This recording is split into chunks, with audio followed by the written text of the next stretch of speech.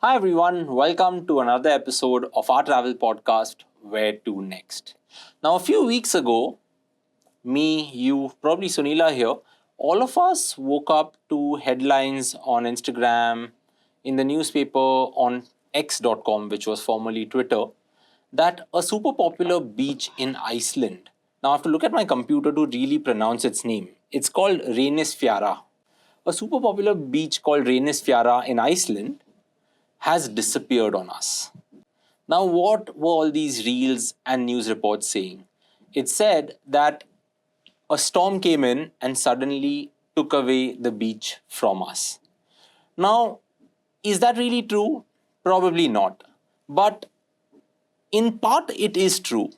The beach has kind of disappeared on us, but the basalt columns that make the beach famous still kind of exist. The sea stacks that made the beach famous kind of still exist.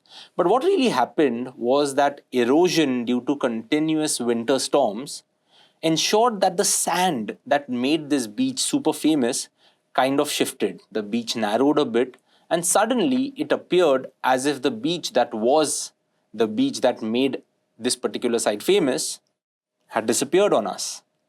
But that's not really true. And that is why today we are going to kind of talk about something that may leave you with a food for thought. And that is, some places that we visit may not be permanent, that they'll stay the same for years and decades and centuries. It's actually that we are visiting a place at a time that is how the place is in the present. And travel is often not only about where we go, but also when we go. Now, this may sound a lot of philosophy and all of that and all of those things. But today, let's talk about many of these places that have kind of disappeared on us and how you may visit a place today and that place may not be the same maybe 3 years on. So, Sunila, when we pick up a topic like this, very different to us picking up a city or a country or a sightseeing place, right? How would you approach a topic like this, or what example kind of comes to your mind first when we think of this? Neil, I think this topic is something that we must definitely address because change, like they say, is the only constant, and things keep changing. And what comes to my mind very quickly, you mentioned the Icelandic beach, and just last week I saw photos of that beach now. The black sand beach, as most people know Reynisfjara as, was with those typical basalt columns, which looks like an organ pipe from a church or something. Yeah. We've had, I think, even in the movie Dilwale Gerua song was shot there, right? And that's what made it so popular as well. And today, when you see the same photo, if you go and Google and look at the beach today, you don't see all of that because of everything that you mentioned. And I think why it is so striking for us is because we are seeing the change. Now, actually, honestly, there are a lot of places which have stood the test of time, have changed, but you don't feel the change, right? Like the first thing that came to my mind was actually when I was in Austria. Okay. And, in Austria, in the Salzkammergut area, which is close to Salzburg, you have the whole, about 70, 80 lakes in that region. And Hallstatt was one such place. There's Dachstein and all of these little towns, Wolfgangsee, Mondsee, very close to Salzburg. And you can stay there and go to different places. So while I was there, quite a few years back with Sarah. And then we went up to the salt mines. And when you go up to the salt mines, you start wondering, you are in Austria, a place where there is only lakes everywhere. How are you still mining for salt inside a mountain? Yeah. So you go up there and you see how people would literally scrape salt off the mountain. Now, the only reason that could happen is because this whole place was submerged in sea once upon a time. So it was below the ocean, it was there, and then one day it came up, and today it's standing as a mountain. So you actually wear miner's clothes, you go in, it's a fun experience. But it really got me thinking that, you don't think of it. How do you get a salt in the mountains, Himalayan salt? What is salt doing in Himalayas, right? It should come from the ocean, from the seawater. But because these places were submerged under sea, you still get that. Of course, it's been so many millions of years that you've not been able to see that change. But today, we are seeing things erode, seeing places erode, seeing the effects of climate change or many other changes as well. So yeah, I think we are seeing this change happen very fast and very quick, and there are quite a few places that you can keep seeing that. Now, another example of the slow erosion was actually in Saudi Arabia. And I Okay. went to this place called the Edge of the World. It's a stunning place. Like it's just out of this, it's really out of this world. So you can trek there as well, but we went in a four-wheel drive. And then you go on top of the mountain and you see this whole canyon spread everywhere and you don't see anyone else. So it literally feels like you're standing at the edge of the world and there's nothing beyond that. Of course, it's a desert. So, and then you have the canyon. Now, what is the canyon doing there? Because there was the river or something way back then. And then the guide actually showed us these small fossils of the fish and everything that are, in the canyon. So again, you know that what is a desert today was actually water. So things are always changing, and it's just that the pace has become really fast today. So I think that's something you can't avoid, but be aware of and enjoy things, enjoy the change, I would You say. know, one thing that kind of came to my mind when we decided to do this topic and I wrote about it was that have I ever witnessed a place like this which has changed? And the first thing that came to my mind, and I'm sure it would have come to your mind also, was that in 2000, like in the year 2000, I visited Australia for the first time. And we visited a place called the 12 Apostles in Melbourne. Yeah. And in 2000, all of the 12 apostles were there. Then in 2011 was when I visited it the second time. Yeah. And I think only 11 were left because one had fallen off. And now if you were to visit the 12 apostles today, I think only 8 are left, there, right? yeah. So suddenly, a place is permanent only in that moment. moment that you're visiting, right? And suddenly, you could say due to global warming, due to over tourism, due to many other factors, we are seeing these changes where, as you mentioned, the canyon or the gorges, these have kind of eroded over a million years or multi-million years, right? But suddenly we are in a time where you can see that happen right in front of your eyes. And now you have visited what, more than 100 countries, right? And if you have visited, Not yet. I still have you to reach haven't, the you 100. counted, No. okay. So you visited close to 100 yeah. countries. Now, if you visited close to 100 countries, I'm sure you will have places that the next time you go to, you'll It would have probably changed. it would have changed, right? So what we could do is let's divide this episode into discussing various places that have kind of Sure. gone through this change. And the first one that kind of we discussed right before we started recording was the Azure window in Malta, right? Yeah. And it was this rock which was kind of shaped like an arch, Yeah. right? And Like a natural arch. and we've seen photos of this all around the internet. People would go to Malta just to see this rock. And suddenly, a few years ago, it just kind of gave way and broke off, right? But what is it that made this rock famous? You said it was in the Game of Thrones? It was in the Game of Thrones, and I was just coming to that. If you still want to see the arch, go back and see the episode where Daenerys and Khal Drogo get married, because that was the backdrop for the wedding. Yeah. It was the backdrop for the wedding procession and the celebrations, and I actually went back and checked. But Neil, think of it. The arch itself was formed because of erosion. Yeah. Right? So it's not that everyone knew that this would happen one day. Just the fact that it happened where you're actually seeing it happen makes it worse. And they say that it happened so suddenly that people who saw it just a few months ago didn't know that they would be seeing this for the last time. Exactly. So it was that sudden. And then I think even the president posted that it was really heartbreaking to see that happen because that was so iconic. And then you lose something. See, it's like the arch has happened over a million years of erosion, right?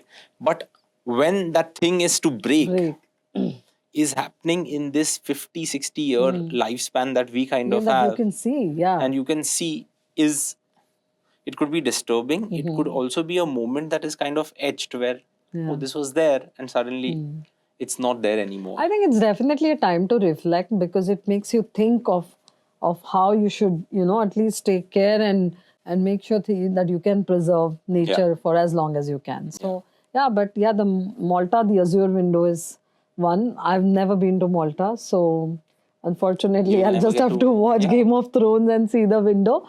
But I'm sure there'll be so many other things to do in Malta when I eventually reach there. Yeah, I guess Yeah. places find a way, Yeah. and it's very different.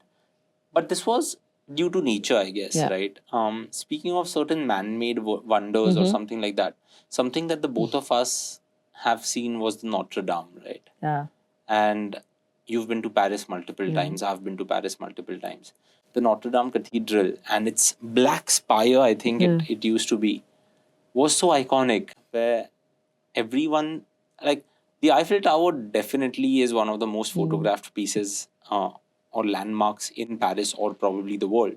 But the Notre Dame was equally famous, would you say? Definitely. I think growing up and reading books like The Hunchback of Notre Dame had created this amazing memory in my head that when you go to Notre Dame, this is what you'll see. And I have been to that cathedral. So when it went down in flames, it was just heartbreaking. So I can imagine, sometimes I wonder what it must be doing to people living there. Like we are still thinking, reading news about it as a spectator, as someone in a faraway country, but someone who's actually seeing that happen, it must be so heartbreaking. But the good news is that it is restored, and now you can go back and see the restored Notre Dame. It So is I being think restored, I right? think it's almost complete. So now, by the time you go, you will see it. So So it's amazing how quickly they've managed to do that. Also, I guess it was so iconic that yeah. the large French fashion houses decided to pour in all of the money and get it done. But if you think about it, before the incident happened, it got destroyed due to a fire, right? Yeah. The skyline of Paris that you saw was, let's say, version 1. Yeah. After it got destroyed, if you went to Paris again, what you saw in Paris is version 2. And now, once it's restored, and if you were to click a photo of the skyline of Paris, this would not be version 1 again, because there'll be other landmarks that have also come up in that place, right? And that's version 3. So, kind of, that version 1 has disappeared on us. And that is why, at least I often say that if you've thought of going to a place, go today, Yeah. because you don't know whether that version will exist tomorrow. And I think I did Antarctica in 2012, you did Antarctica in 2013, I think. Yeah. And the whole idea back then, and even all of our guests who decide to go on the yearly expeditions that we have, is that Antarctica may not exist a few years later, right? What do you think of that thought? I think a lot is being done to protect it, and you can't really. I think they've brought in a lot of changes there. So there is a limit to the number of ships that can be there.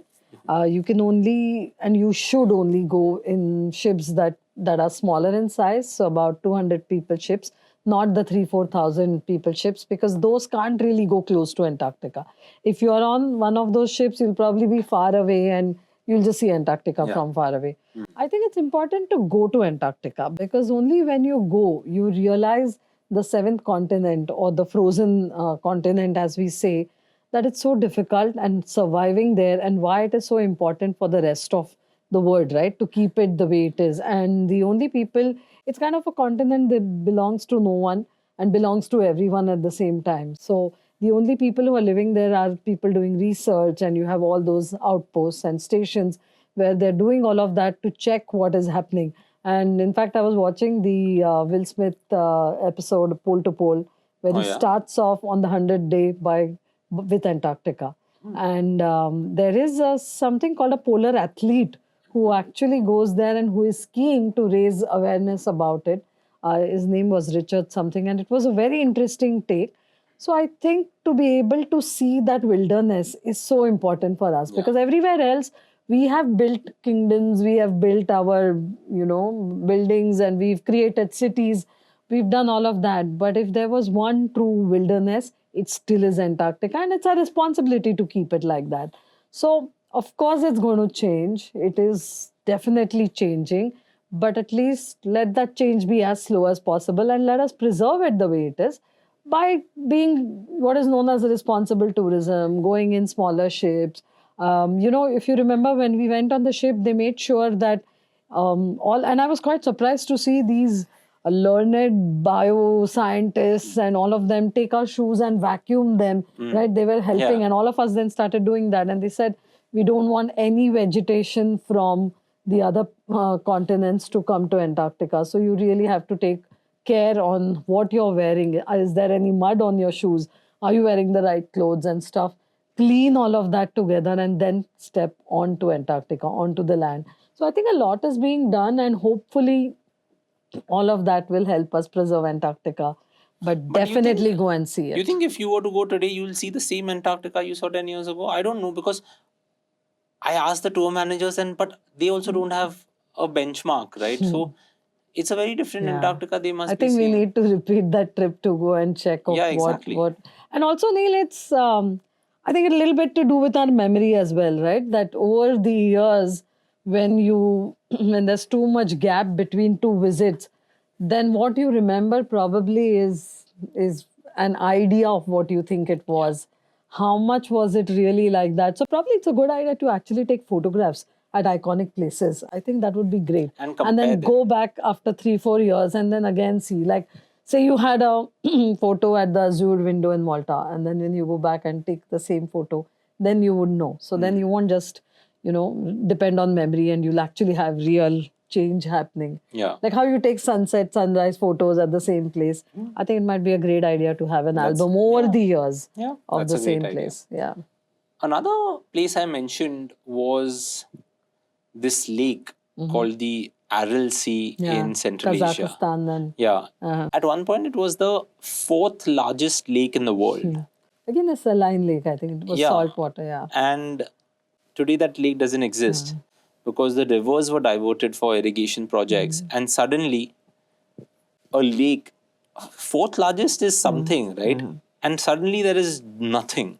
There's no sign of water. Is also a very different zone, right, to be in. And something similar also happened in Iceland, which was that glacier. I think it was called Okyokul or something. Okyokul or something like yeah. that. That was the Okyokul, first ever glacier that Okyokul. was declared dead. That And they put up a plaque and everything to Yeah. say that. and I think the way they declare a glacier dead is when it can't move anymore because it doesn't have that much ice. So okay. the minute a glacier stops moving, because a glacier is called a glacier because I think for me the easiest way to remember is to call it a river of ice.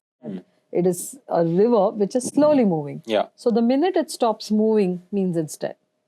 Because really? there's no more ice to move. So you need a certain amount for the glacier to move. And okay, So when that happens, that means it's so a that dead glacier may be dead, but there are many other glaciers around the world that are just like melting, right? Even Yeah, Mount Kilimanjaro, Yeah, where I that- went and climbed. So, in fact, recently Renuka put up this post that said 9 years back we climbed Mount Kilimanjaro, and it made me really nostalgic. And I felt like next year, maybe the 10th year, we should go back and repeat the whole thing again. And now that we are discussing this, it would be very interesting to see the changes and see how much the glaciers have receded, what has happened. So, so when yeah, you do definitely. Kilimanjaro, you see the glacier all When the you're time. at the right at the top, because of course Mount Kilimanjaro is difficult to keep seeing because of the cloud cover most of the time, but when you do see it, it's a stunning sight. And when you're climbing up, you're actually passing different terrains. So you pass from the rainforest at the bottom to the desert land in the middle. You're crossing completely different terrains till you reach the top where you see the glaciers. But I was dead tired to notice too You much spent out what, there. 10 minutes at the So- top? That's it? No, you spend a little longer because it's a slow ascent and then a slow descent. But at the very top, yeah, maybe not more than 10 minutes. Speaking of Kilimanjaro, you mentioned that it is not that good. Like you just can't see it because of the cloud cover. Yeah. But what is a good season to actually just go there and view the mountain? So it's difficult to say, really. But I think winter would be good because generally in winter the air is crisp everywhere. And right now we'll get into the rainy season in Africa, March, April, May. So I think after that should be a good time. Once the rains are, you're done with the rains in May, and then you're getting into the winter in July and August. So Yeah. below the equator, it would be a good time to go there. Okay. Closer to home, would you say places that disappeared on you or how a place was changed? Would you put Hampi in that bracket? Because I remember we had done an episode, I think episode number 4 of our podcast. Today we have done more than 1,000 across all podcasts. Yeah. But episode four that we ever did with those mics and on Zoom and all of that was Hampi.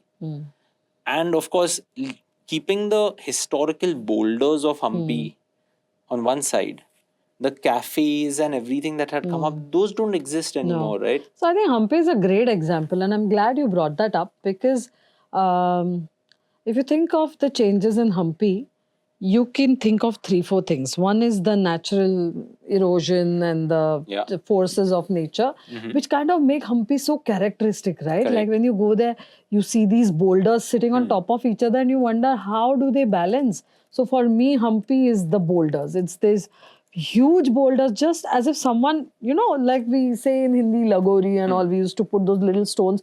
It's like, what is nature doing? How is this even possible humanly to, or naturally to have it out there? Not possible for humans, I think. So the natural landscape of Hampi is the first thing that shows you that nature does its own thing and things are changing. So that is one. Second would be, I think, the ruins out there, because Hampi was one of the richest, we discussed in the episode then, and it was one of the richest cities of the world in medieval times. And there was so much trade and so many things happening there. The kings were like so rich, and it was one of the best kingdoms.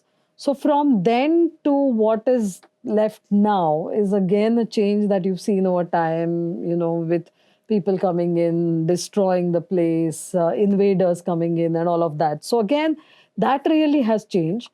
But I remember the first time I went to Hampi, what had happened was, and which makes me happy because this is positive change, right? It's change needn't always be towards downhill. This is positive change.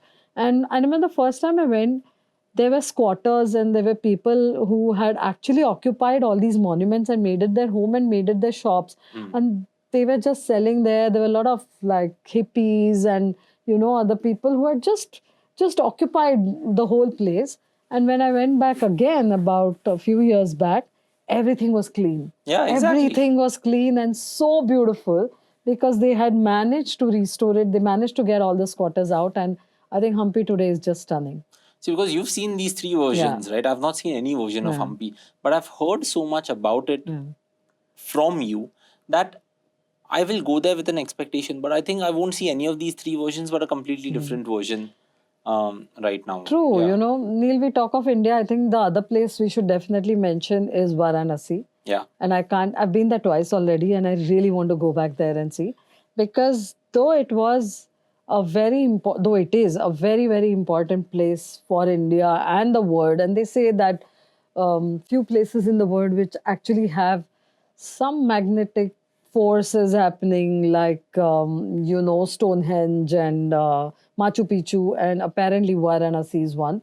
They say it's older than the world itself and all of that, but it was dirty. It was really not a very clean place. So you had to kind of hold that in mind while you're going to one of the holiest cities in not only in India, in the world, but it was quite dirty. But today, because of the whole Kashi Vishwanath corridor that has been made, things have become so much easier to come to the Ganges, to come to the Ghats, to go there. And from what I heard, they've cleaned up the place also. Of course, a lot more needs to be done, but it would be interesting to go back there and see what is happening That's true. again. Another man-made structure that kind of comes to my mind, and I had written about it also, is in Hong Kong, or was in Hong Kong, which was the Kowloon Walled City. Okay. Because at one point it was, like, if you look at pictures of it, it is one of the densest places to live, right? In a small, squarish, I'll not say small, but a squarish structure, like thousands and lakhs of people were living. It was, think about how people describe Dharavi in Mumbai, right? Where it is very dense and there are so many businesses, so many alleyways, passageways, and everyone living very close to each other. The Kowloon Walled City was kind of It's like a vertical Dharavi, and something like that. Yeah, many reports have actually described it as that when they have been written to explain to the Indian audience what the Kowloon Walled City was. But see, at one time tourists used to go there just to click photos, because suddenly you're coming from the US or Europe where you have ample space and you're in this place where maybe the size of this table is where people are just staying in a house, right? So it was like broken down. Didn't Nothing exists there apart from a park over there. So people who have not visited it, for them the photos, like you mentioned, the photos are the only memory that kind of exists. The Berlin Wall is also another place where it used to exist, and it was the best example, or one of the most apt examples of division in our world, and it was destroyed. And now people go to see the remnants Yeah. of the Berlin Wall. It's quite interesting, Neil. You mentioned the Berlin Wall, and I was there with my friends when we went to Berlin.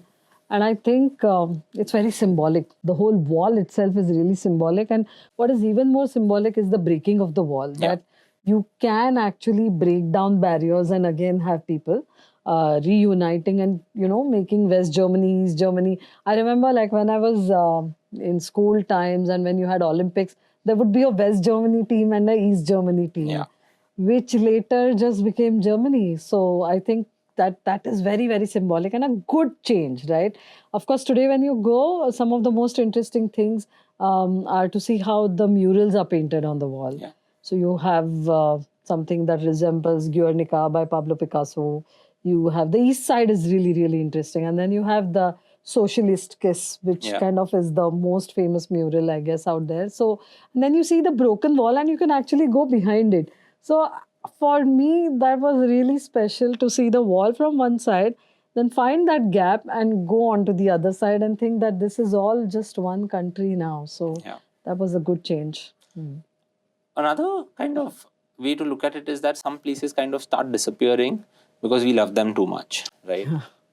And over-tourism. You're seeing that in Venice, where now they are charging a tax or something. Like there is a daily tax to even enter, to stay there. They're putting in all kinds of, limitations so that they can limit the number of people coming in there. It's like sometimes places why to be famous, and once they are famous, they don't know what to really do, and suddenly like that happens where they start putting in all these curbs. Another place is Maya Bay in Thailand, right? So a cool route to do is you go to Phuket or Krabi, you take a boat to PP Island, and from PP Island you come to Phuket, or the other way around. Of course, you can do Phuket to Krabi by road also, but this is a good route to do. And when you're at PP Island, just right next to it is Maya Bay, and it has appeared in many Hollywood movies, but suddenly a few years ago, they decided that, over-tourism has kind of killed this beach and we are going to close it. So they decided we don't care if tourists don't come over here and we lose out on revenue, but we really need to preserve the ecosystem, the marine ecosystem. I think that's a very bold step for a government to take, because where do you draw the line, right? And sometimes you have to take these absolute, like, firm measures, save it, keep it away from everyone, and let nature kind of rejuvenate again and regenerate the whole beauty again, because it defeats the purpose of why you're traveling. You're going to see the beauty, but in the process you are destroying it, and then nothing will be left. So I think that was a very, very bold move. I think it was in the movie The Beach of Leo DiCaprio. Yes. So that is what they say. You know, what I foresee happening is that Bali is going to be the next place that is going to do this. Because what is Bali? Bali is beach, Bali is mountains, the temples, rainforests, beach clubs, nightclubs, everything together. But to go from one place to another, like Bali is all neighborhoods, right? Seminyak is known, Kuta, Uluwatu, Ubud, Sanur. All of these are kind of neighborhoods, but to go from one neighborhood to another suddenly takes you 2 or 3 hours nowadays, because the traffic is crazy, and plus it has some great islands also, Nusa Penida, Lembongan, Giliti, Gilier. But there's just so many people nowadays that they are probably going to get curbs on it. So if you're listening or watching, go to Bali now, because you don't know what's going to happen. But don't you think closer to home, in places like in our own city, you often start seeing many places disappearing? Yeah, definitely. I mean, you feel like, sometimes I feel you need historical records of everything, even today, that you should keep doing and seeing these places, because the Irani cafes are an example, right? Like we used to go for so many Irani cafe brunches on a Saturday or a Sunday. Like we had once done a Sassoon Docks tour, and then Yes. after that we had gone With fish. with our friend for a breakfast there. So when something like this is happening, right? We have discussed a number of places. How would you like to put travel as a theme where don't just think of where you're going, but when you're going, right? Right.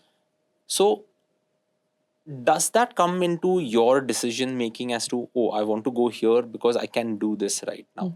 Let's say you're probably planning a trip to somewhere in the next few months.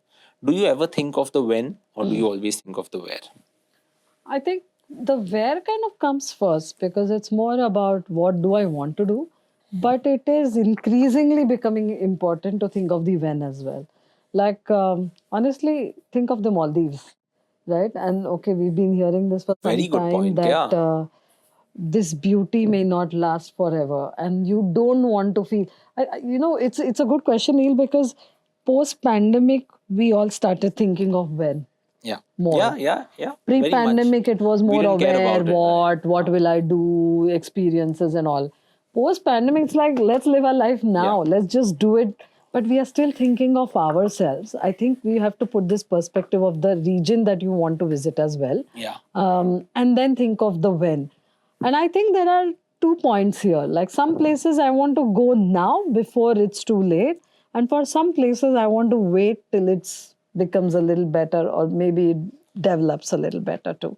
So I think there are two things to remember. Like the Maldives, 100% definitely go and visit it because it's nature. You cannot stop that force. Yeah. And yes, we will do everything in our power to conserve it, but go and have that holiday now. So definitely Maldives is something you should go in before. I think the fact that you mentioned that, do I want to go there now or do I want to wait till it becomes something? I think Georgia would be an example Yes. of that, right? Because when you went to Georgia, you told me that they don't know anything about service. Yeah, hospitality. Hospitality doesn't It's a exist. beautiful place. Yeah. But you have to be mentally ready for And a lot of things. they probably don't know about hospitality because tourism has never been such a big thing. But suddenly, when more and more people have started going, hospitality has started coming up, right? So it's not only that I want to go today, but you could probably wait and go a little later also. Yeah, like what other place? Like, see, a good example is a trip that I took recently, and I went to Khajuraho, and I actually stayed at Oberoi Rajgarh, which is this beautiful property. It's a palace. Yeah. Now, before the Oberoi's opened, I think last November they opened, there was no luxury resort of this kind out there in Khajuraho. Yeah. You have other places. You have the Leela. You have other places to go to. But now you have a superb luxury option out there. So if you're going to Khajuraho, maybe now's the time to go because now you have a great option. And this is the Rajgarh Palace is where the Princess Mastani of Bajirao Mastani, she grew up. So you have a Mastani Mahal ruins. Like within the property, there are ruins which were closed till now, which were like no one was caring about it. But the hotel has now brought it all up and you can actually go and visit that. So that is something that I would think of. Say the Northeast. Yeah. A lot is changing out there, right? There were not hotels of those kinds a few years back. So I would say if you've gone a few years back, it's time to go back. It's time to go back because a lot has changed. Infrastructure has improved. Tourism has, in some ways made things better out there as well, given more livelihood to the people. And you have better places to stay. So again, that is something that you can think of. And if like I would think of mainly accommodation or restoration work going on and then decide when to go. Yeah. Like you can then mark out that, okay, this place is being restored. Let's wait a little and let it. Like I remember I was planning to go to Ayodhya for Diwali. I wanted to experience Diwali. And our product team said, no, don't go now. Wait till the temple is open and then go. So I did not visit that year. The trip is still pending. But now that the temple is there, maybe this year I will do Diwali in Ayodhya. So there can be instances where it might make sense to wait as well. Yeah, I think probably a good point to kind of end the episode where I also remembered one story where I went with my parents and my in-laws to Japan a couple years ago, right? 2024 was when we went. And my father-in-law had been to Japan, I think 35 years before that, Wow. right? And he was standing at Shibuya crossing, the busiest crossing in the world. And he just told Heta and me that none of this existed in the At that past. point. And the stories that he had, where he would go to Tokyo, but he would not stay in Tokyo, he would stay in Yokohama, which is kind of the sister city, and would come in. And at that time, Japan was not as advanced as it is now. And it kind of, Japan has had those lost decades where nothing happened, and like, life growth wasn't happening a lot over there. So it was just like, it kind of brought to life that thing that, don't think about just picking off a place, but visit a place thoughtfully, visit a place responsibly, because what you are really seeing, or what your eyes are really seeing, are just a version of that place at a point in time, right? And how your friends might witness it a few years later is completely different. So if you would like to end this episode, are there some thoughts that you have to kind of end it? Yeah, sure. So I think since we've established that things are changing, things have changed, and they will change further in the future, I think the best way to look at it is a thought process of tourism that is really taking shape right now, and that is regenerative tourism. Okay. And that believes, because till now we've been speaking of responsible tourism, sustainability, and we saw that in Switzerland, right? Yeah. Like they are really doing clean energy. A lot of things run on the electricity, or what are they using, how are they running things, and in fact the Swiss call it sustainability, to kind of reinforce the fact that every little thing is more sustainable than the other options. Like the transport itself, it makes it's so easy that you don't want a car, and that itself is laying the foundation. So I think one step further is what is known as regenerative tourism, which believes that when you visit a place, leave it better than what it was. Oh, yeah. And Goa tourism is trying to, imbibe this and implement this in India. Ladakh has been kind of successful with the snow leopard conservation out there. And I think now in New Zealand, they are doing a lot, because New Zealand's always been a peaceful and a beautiful country, and they do acknowledge the Maoris, the original inhabitants, and they always, there has been a very peaceful way of life out there. But now when the visitors come, they give them something called, if I'm not wrong, a Tiaki promise. Okay. And that means that you will care for nature, you will care for the culture, and you will care for things, and leave them, if not the same, better than what it was when you came. So if you see something that's not right, make it better. And I think that is the future of tourism. And maybe having that awareness kind of makes travel more meaningful. Yes, right? definitely. So again, let's end this episode on that. A very different topic, but I think we should do more of these topics also, instead of just discussing places all the time. So we'll pick up a few more. It's good to have a mix. Yeah, exactly. Awesome. So that's it on our episode of Where to Next.